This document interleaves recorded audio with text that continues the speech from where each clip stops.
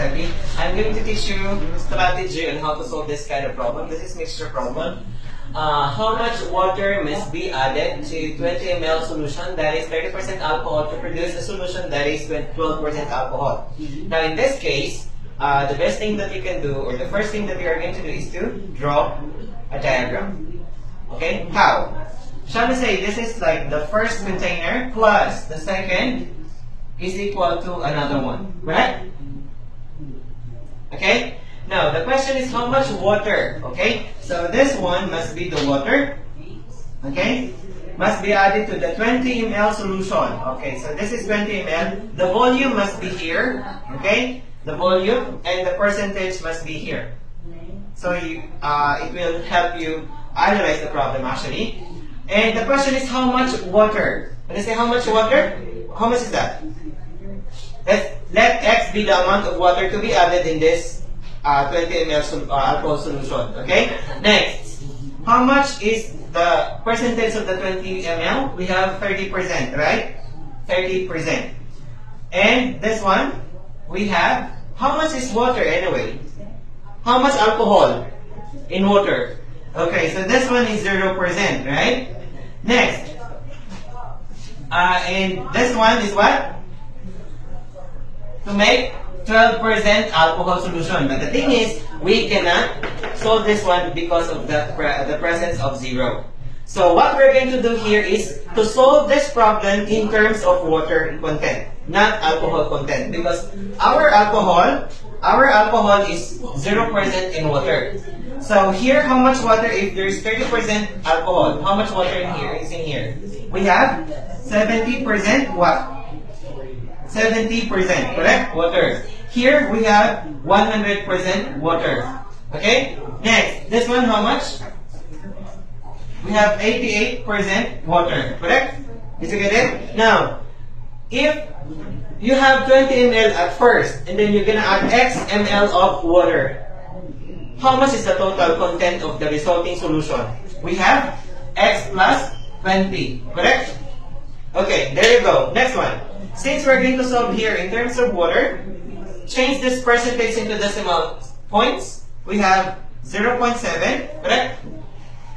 And then multiply it here. Since we only have one variable present here, just multiply the percentage with the volume. Okay? Now, so that's 0.7 or 70% times 20, okay, plus 100 is 1. 100% is 1. Just divide it by 100 and then times X. Okay? Next is equal to 0.88, I'm sorry, times X plus 20. There you go. Next one, we have, how much is this? 14, right? Okay, 0.7 times 20 is 14 plus X is equal to, how much is this? 0.88 X plus, how much is that?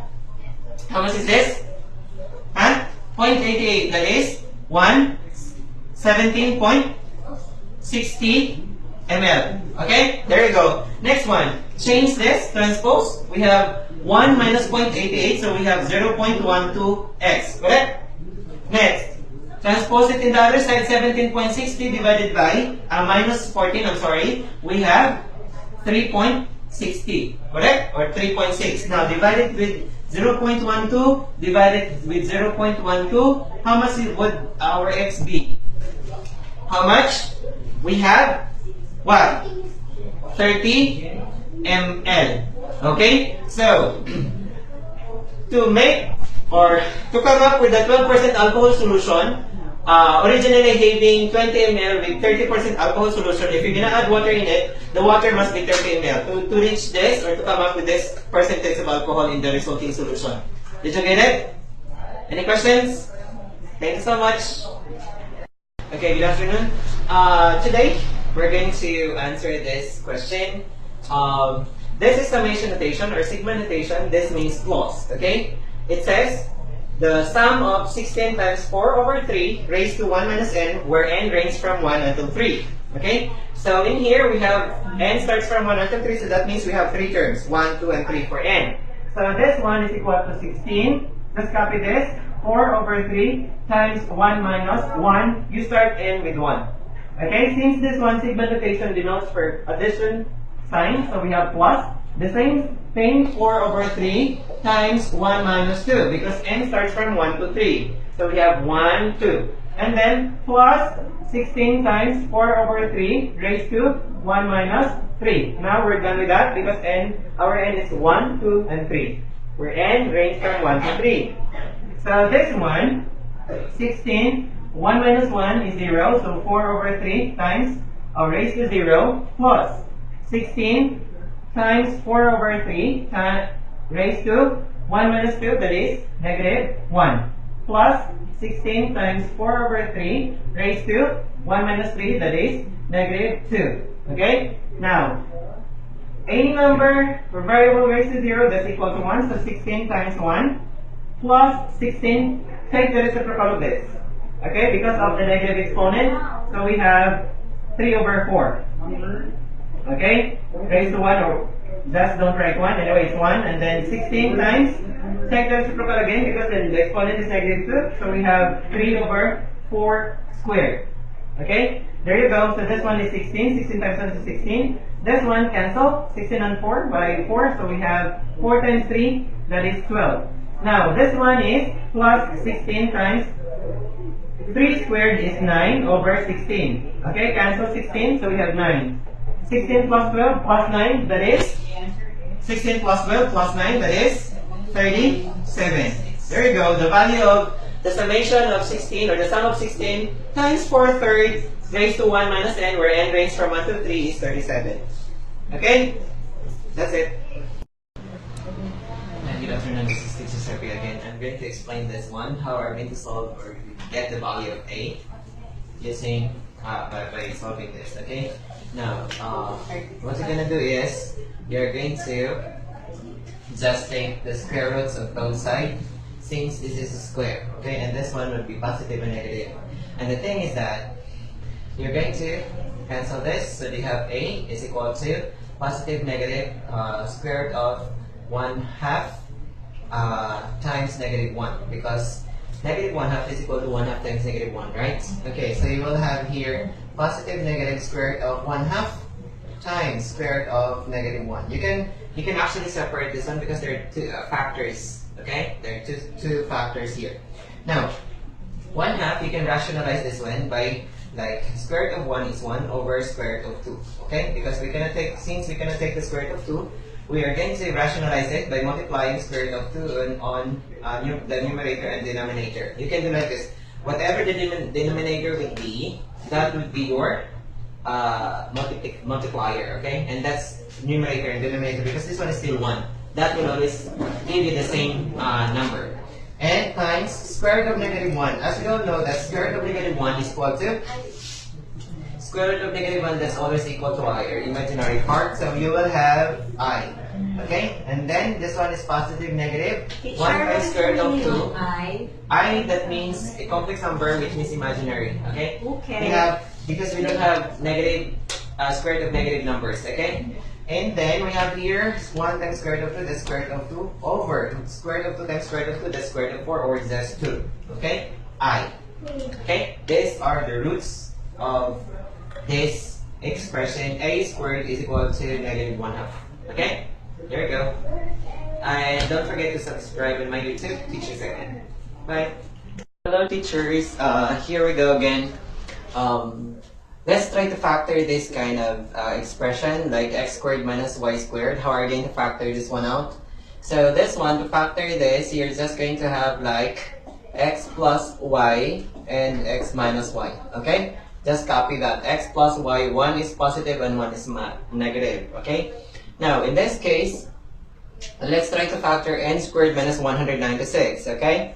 Now, in this case, we can have like n squared minus 14 squared. It is because 196 is equal to 14 times 14. Okay? There you go. Now, in this case, we can have like n plus 14 and n minus 14. Okay? There you go. That's how easy it is. Okay? Now, if you can see this one, difference of two squares always have like this kind of factors. Okay?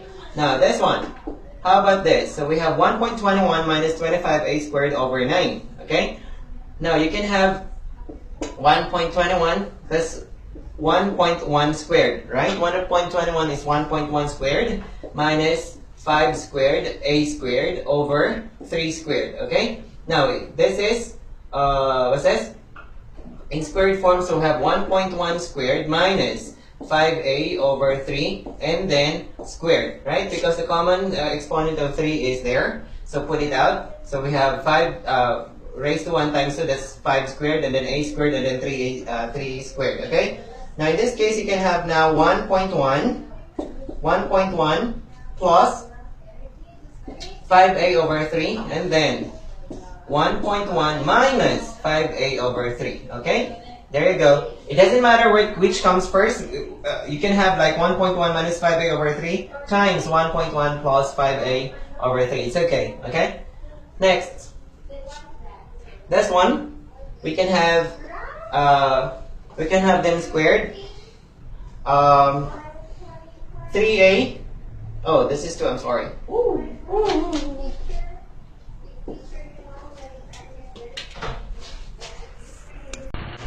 Good morning. I'm going to explain some of the strategies if you're going to meet this kind of question. So let's say, number 1, we have there 3 plus 2 square root of 2, and there we're going to factor that one. We usually study about factoring of polynomials, but the thing is, what if you will be given questions factoring radicals, okay? So in this case, we have this one, 3 plus 2 square root of 2, and how are we going to factor this one? The first thing that you're going to do is take a look at the radicand, okay? So this is square root of 2. So that means we're going to think of a number that if we are going to take the square root will result to 2, okay? So in this case, we can say that 1 plus 2 square root of 2 plus 2, okay? In this case. Case we have 1 plus 2 anyway is equal to 3, okay? Think of that, the middle term has like this 2, the coefficient of 2. And then the radicand is 2, okay? So that means we're going to think of a number from 3 that will give us the root of 2, okay? Next one. This one is equal to 1 plus 2 square root of 2, and this one plus square root of 4, because square root of 2 is equal to square root of 4, right? Now, in factoring again, like in polynomials, we're going to factor the first and the last term, okay? Factors of 1 could be 1 and 1, okay? And the last term, factors of the last term, we have square root of 2 and square root of 2, right? Now, think of this. This one is positive and this one is positive, so that means this one can also be positive, okay? So our factors, let's check if it's true. So 1 times square root of 2, that's square root of 2. And then cross that one. That's 1 times square root of 2 is also square root of 2. The total is 2 square root of 2, which is equal to the middle term, right? So our factors are 1 plus square root of 2 times 1 plus square root of 2. Or we can say that 1 plus square root of 2 squared, because they're just the same factors, okay? There you go. That's it. Now, if you're going to check this one, you can use FOIL method, and then you will get this one, okay? The original. Next one, what if you're given with this, or you will meet this kind of question? An exponential equation. An exponential equation having a quadratic exponent, okay? Like, shall let's say 3 raised to x squared plus 6x plus 9 is equal to 1. We usually see this kind of question like 3x is equal to 9. So it's easy for us to find for x, because we're just going to make them the same base, like 3 raised to x and that's 3 squared. So that means x is equal to 2, right? Same base, equate the exponents. What if you're given with this? 3 raised to x squared plus 6x is plus 9 is equal to 1. And remember that any number raised to 0 is equal to 1, right? Laws of exponents, any number raised to 0 is always equal to 1, like this. Okay? Any number or variable raised to 0 is always equal to 1. So in this case, we're going to make the same base with the left side. So this one is like 3x squared plus 6x plus 9 is equal to 3 raised to 0. Now, we're having the same base now. Okay, 3 raised to 0 is equal to 1. Same base, equate the exponents. So we have there x squared plus 6x plus 9 is equal to 0. Okay, factor this one out. We have x plus 3 and x plus 3. Why? Because the first term has a factor of x and x, And the last term has the factors of, what's this? 3 and 3. So we have there x plus 3 and x plus 3. To check if this one is correct, you can just use the FOIL method and stuff like that, okay? So equate this one, we have there x plus 3 squared, because there are two of them, the same factors, is equal to 0. Now take the square root, so we have there x plus 3 is equal to 0, or x is equal to negative 3, okay? So to make this one the same, x must be equal to negative 3, okay? There you go. Teachers, again, I'm going to discuss the basic of these two special right triangles, the 45, 45, 19, and 30, 60, 90 angle.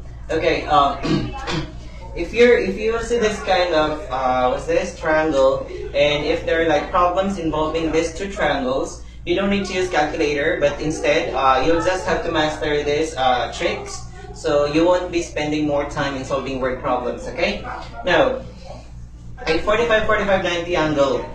That means it's an isosceles right triangle. Isosceles right, and isosceles because since the isosceles, two legs are congruent. Okay. Now, if this one is 1 and this one is 1, that means this one is square root of 2. Why like that? Because if you're going to have like this, look at this.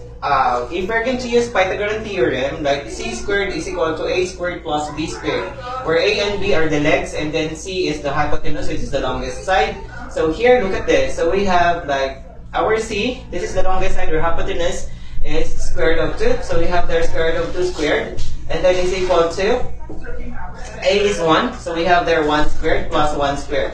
Now this one, cancel the square root. So we have 2 is equal to 1 square of 1 is 1, and the square of 1 is 1.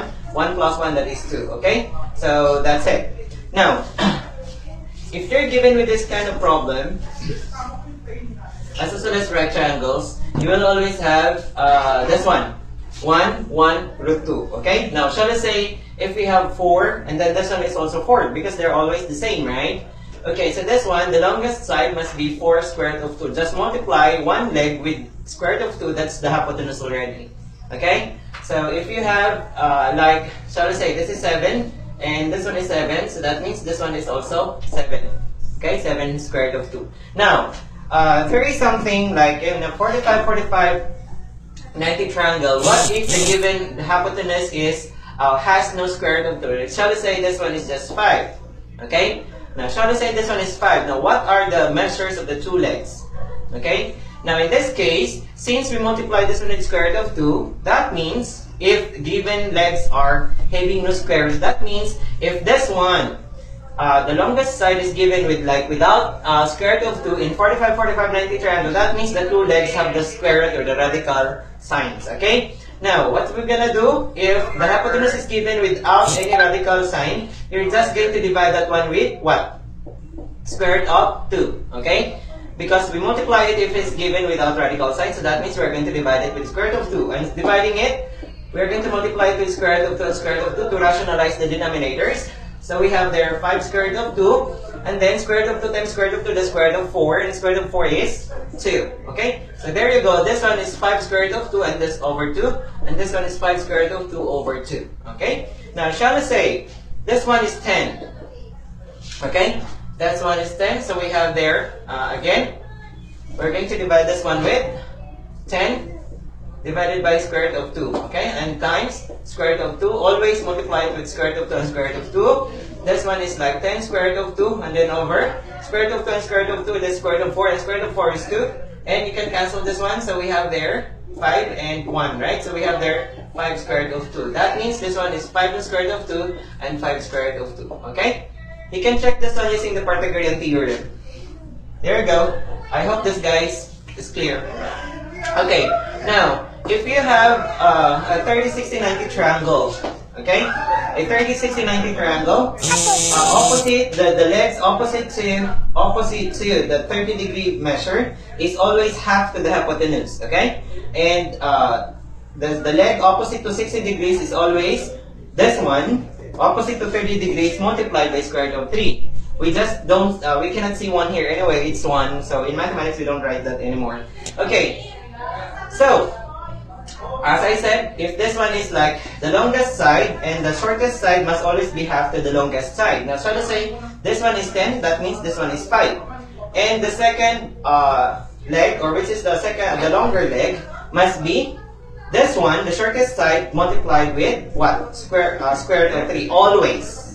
If you're going to check it, you can check this one using the Pythagorean theorem again.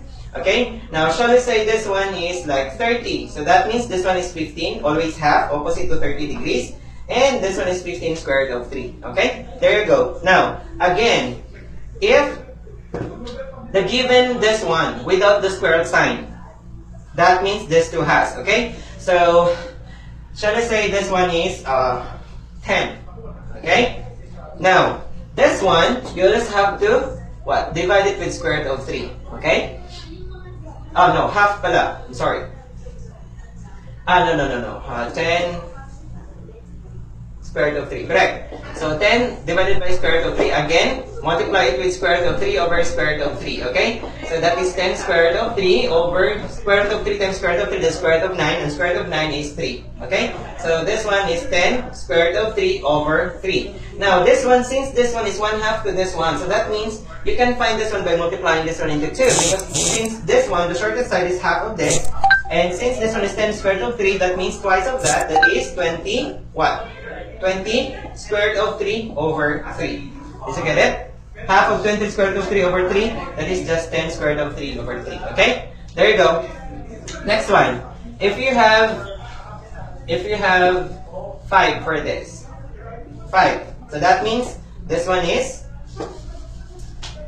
5 divided by square root of 3 times square root of 3 over square root of 3. That means 5 square root of 3 over square root of 3 times square root of 3 is square root of 9, and that's square root of 9 is 3. Okay, so there you go. This one is 5 square root of 3 over 3. Multiply it with 2, that is 10 square root of 3 over 3. Okay, there you go. These are the two special right triangles. These are 45, 45, 90 and 30, 60, 90 triangle. Okay, so if you have some questions, guys, you can post your comments or suggestions or questions below this video, so I could go over with them, and then I can take some videos as answers to those questions. Okay, that's all for today. Bye bye.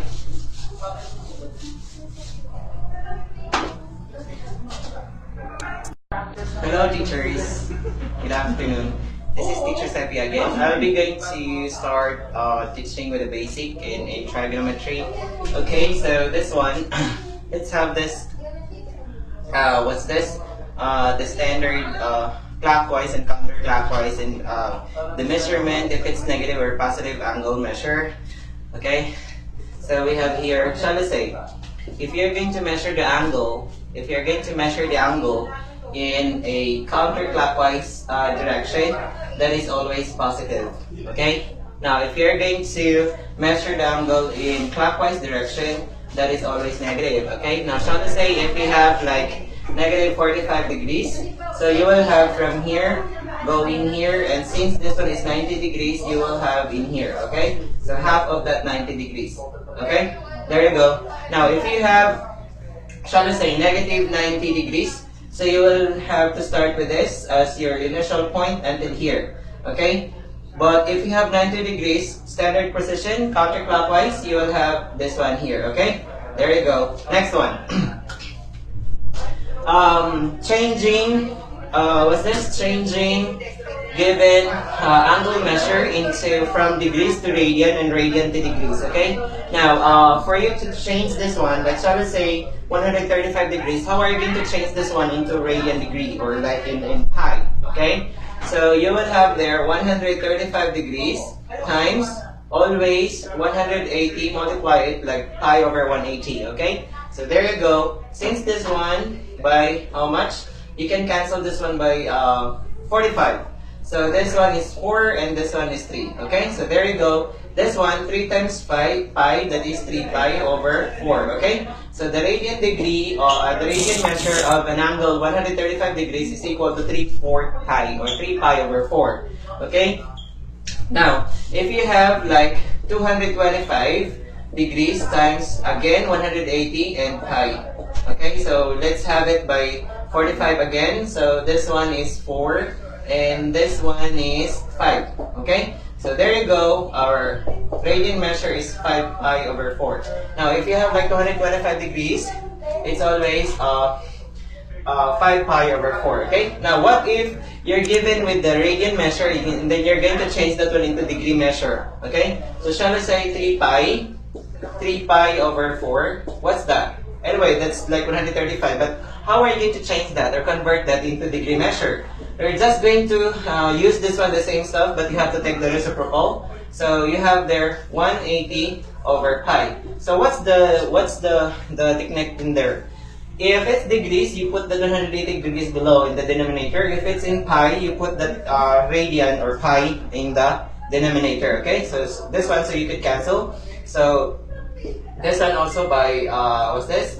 By 4, I think you can have this one is 45, right? So 45 times 3, that is 135 degrees. 45 times 3. Cancel pi, and then cancel 180 by 4 and 4 by 4. Okay, so that's 135 degrees. This is just the same as the given example. Okay, what is 7 pi over 4 times, again, 180 pi. If we are changing the radian measure to degrees, always the pi would be in the lower part. Take this one, and 180 is in the upper part. If you're changing the degree measure to radian measure, you always have to put the degree in the denominator, okay? So this one, cancel that pi, and then this 180 by 4, so this is 1, and then 180 divided by 4, that is 45. And 45, what's this? 45 times 7, that is 315 degrees, okay? There you go. Okay, now if you have some questions or clarifications, you can just comment or like this, write the comments below in this video, and I'll begin to go over with them, and then I'll begin to take videos and explain them, okay? That's all for today. Converting degree measure to radian measure and radian measure to degree measure, and then the clockwise, the standard position, and the clockwise and counterclockwise, and the positive and the negative measure of angles. Okay? Bye-bye.